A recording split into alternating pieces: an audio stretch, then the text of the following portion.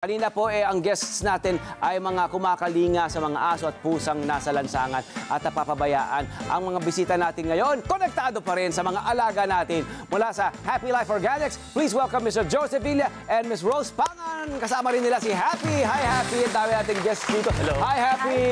Dito tayo sa harap para makita si Happy. Okay. Hi Happy. Ayan Okay, itong inyong plant-based. Hi Happy, bati muna kayo. Muna kayo. Hello everyone. Hi. Baka kailangan sa'yo muna si... Hello. Baka kailangan sa'yo muna siya. Ayan. Bro. Ayan. Happy. Kami. Sit. Ang lakas Good niya. job, Happy. Si Happy ay isang Golden Retriever. At ilang taon na po siya? 2 years old. 2 years old. Okay. And siyempre, bukod sa ating... bukod kay Happy, how many dogs do you have?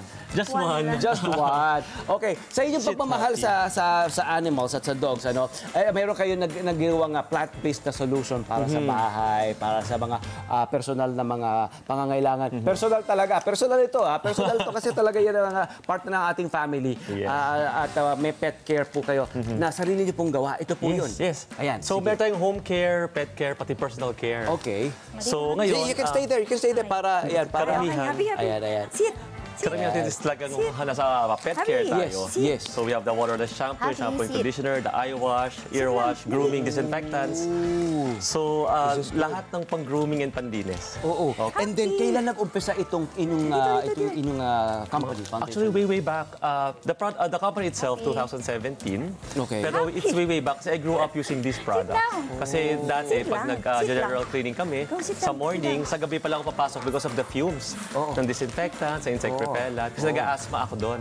Nag-trigger yung asthma attacks ko doon. Okay. So I grew up using these products and then finally in 2017, we market it as our own products na. Oo, talagang, so parang siyang home formulation lang siya nag-umpisa. Yes, home formulation. And then, would you remember, I'm sure you know, you remember, ano yung unang yung ginawang produkto? Actually, this one. The Vegan LC disinfectant. Ito. Kasi it's a 5-in-1, disinfectant, cleaner, insecticide, insect repellent, and deodorizer. Na it's so safe, you can use it kahit merong pets, kahit merong buntis, kahit may asthmatic child, kahit may fumes, okay lang. Oo. At ito ay plant-based. Plant-powered. Yes, ito, plant-powered. Non-toxic, of course, pet-friendly, kailangan yun ang number one. At saka, insect repellent din siya. It is. Insecticide as well. Okay. So maganda sa kanya, ang pinaka-ingredient natin is neem. Okay, neem, yes, na plant. Na neem plant, yeah. Kasi si neem, it's been used for thousands and thousands of years sa India for their Ayurvedic practices. Kasi they found out meron siyang antiviral, antibacterial, antifungal, insecticidal, insect repellent properties. At the same time, sobrang taas ang safety profile niya. Ang galing ang galing. And then, mula rito sa inyong unang produkto, nakagawa na kayo ng iba't ibang mga produkto. Ito, umpisa natin dito. Itong mga ito ay...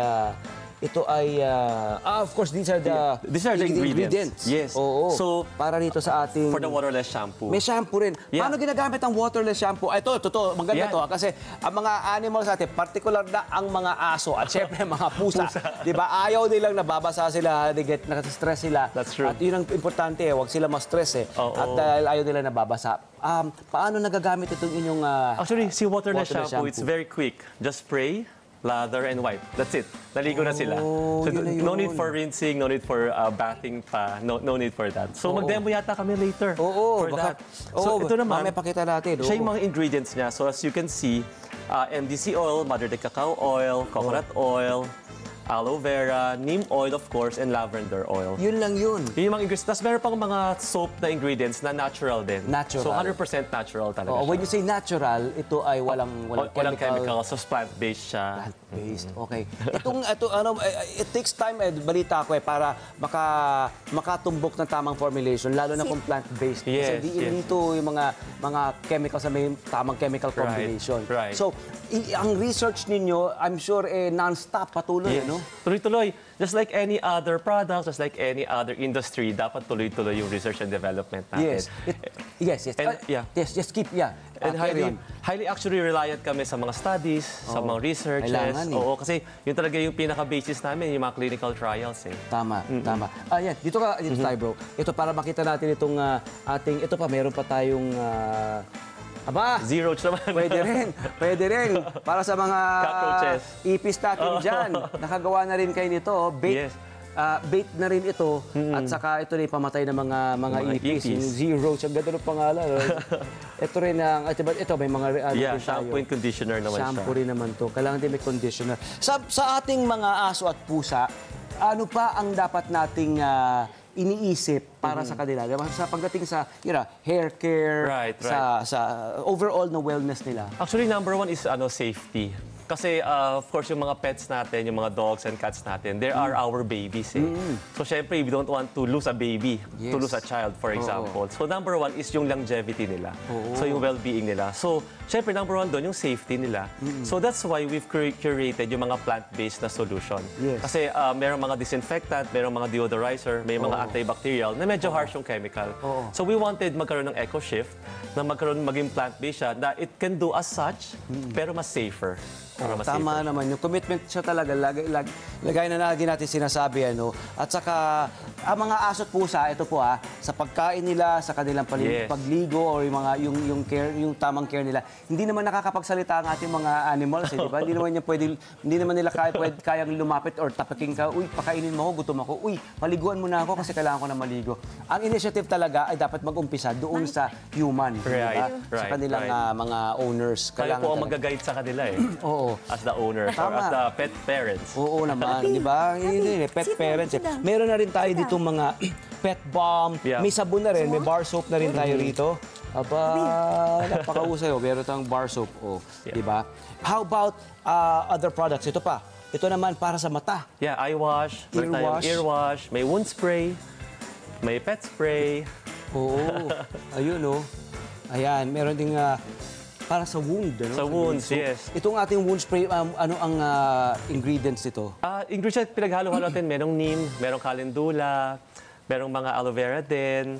Tapos, it will hasten yung healing process niya. Coconut oil, syempre. Coconut oil. Marami tayong meron din siyang coconut oil.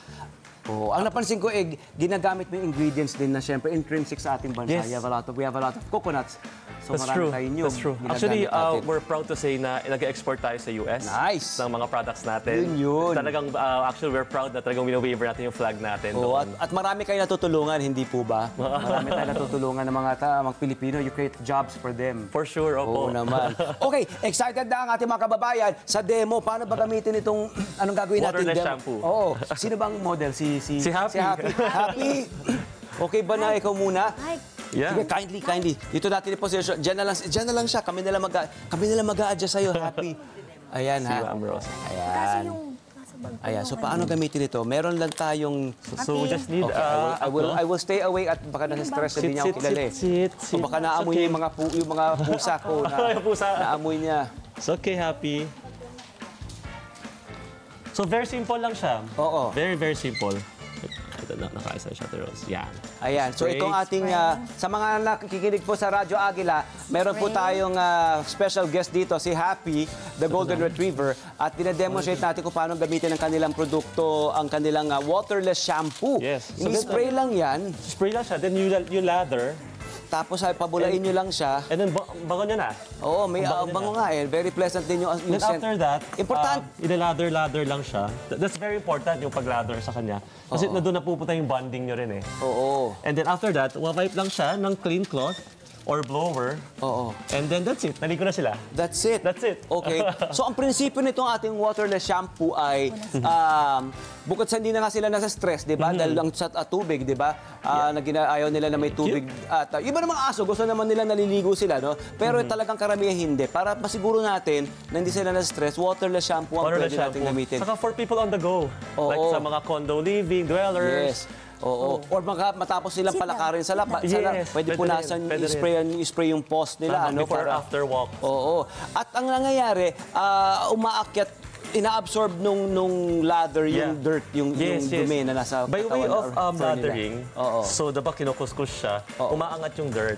Okay. And then by way of the wiping naman, natatanggal yung dirt. Natatanggal. O, yun na yun. And it eliminates... principle. Oo naman. At syempre, mga aso, naku naman, alam niyo, meron niyang ilang araw lang hindi maligo, meron niyang di ba, meron silang odor, no? Ipapakita rin natin, syempre, sa ating mga kababayan, ay yung alternative na disinfectant or skin treatment na cream or na gagamitin niyo po. Yes. At ito yung neem water. May neem, yeah. Ito yung neem.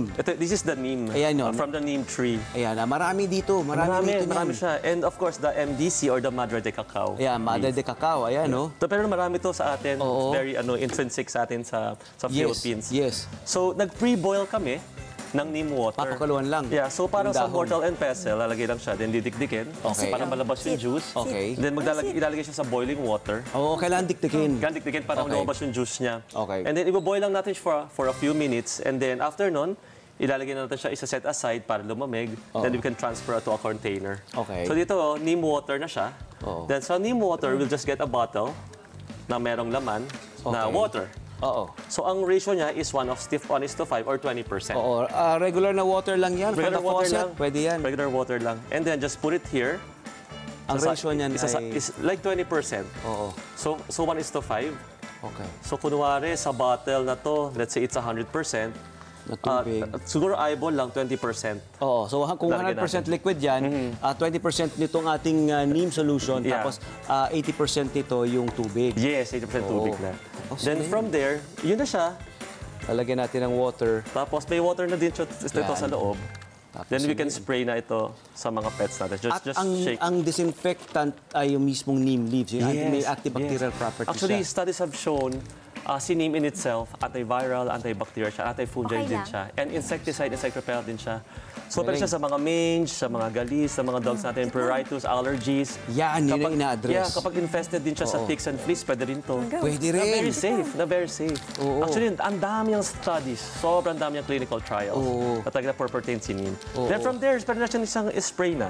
Oo. Sana ito ay kinikerry na rin ng mga veterinary clinics na rin natin. Ano? Yes, Hello po mga Kanet 25! Si Kuya Tony Pet po ito mula sa Love, Tony Pet and Everything. For more Love, Tony Pet and Everything updates, just click on our subscribe button and follow us on our Net25 social media pages at Net25 TV and at Net25 Entertainment Facebook. Magkita-kita po tayo!